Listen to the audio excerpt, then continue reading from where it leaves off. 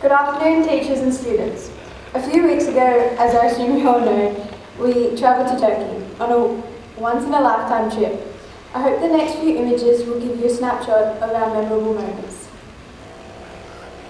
This is a picture from our second day, on top of Pluggy's Plateau. The day prior, we had officially begun our touring of war sites, which was kicked off by our visiting Anzac Cove, the landing site of the Anzacs.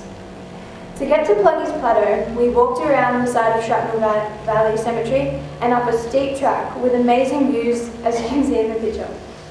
Whilst making our way, not without effort, I couldn't stop imagining what our soldiers would have been feeling faced with such a landscape. Pluggy's Plateau was reached and captured by the Australian soldiers within half an hour of the Anzacs landing. Once reaching the top, though, the stark contrast between what had once been and what now is was breathtaking. It was hard to imagine a land so rich in beauty saw such brutality. But it wasn't long before evidence of the battles, such as the cemetery, brought back with burdening clarity the truth of the history upon this Turkish soil on which our feet were planted. The whole tour for day-based activities was split up into 3 bus groups, and we were in the red group, which was the best group, of course.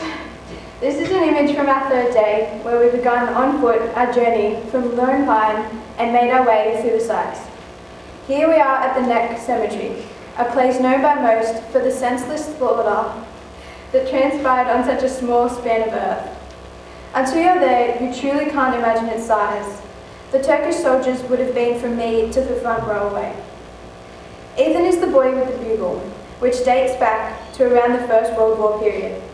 His grandmother requested he bring it and play it upon the Gallipoli Peninsula, so its calls echo around the sites. For me, this is one of the highlights. It was so spontaneous and unplanned when he began playing the last post. Other travellers were at the site, and as a whole, we all stopped silent and listened to the boy with the bugle play a song, which would have been heard similar 100 years ago. The splendour of this moment will stay with me forever. My last picture is of our last full day in Turkey. This was when we crammed Istanbul in a day. I wish we could have been there longer, but even within our day, we saw, learned and experienced so much. It was a city with so much history, and in the time we had, we walked past so many moments of vibrant vitality from a people who are so friendly and welcoming.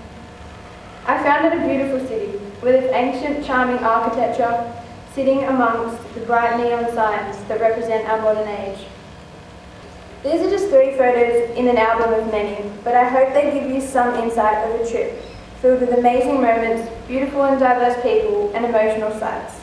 This trip gave me so much, a deeper appreciation of our Anzacs and more understanding towards what they would have went through. And also it gave me perspective and knowledge from the Turkish side, which only made me in more awe of a people so lovely.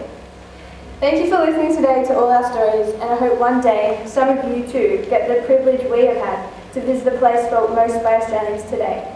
It will truly stay with you forever.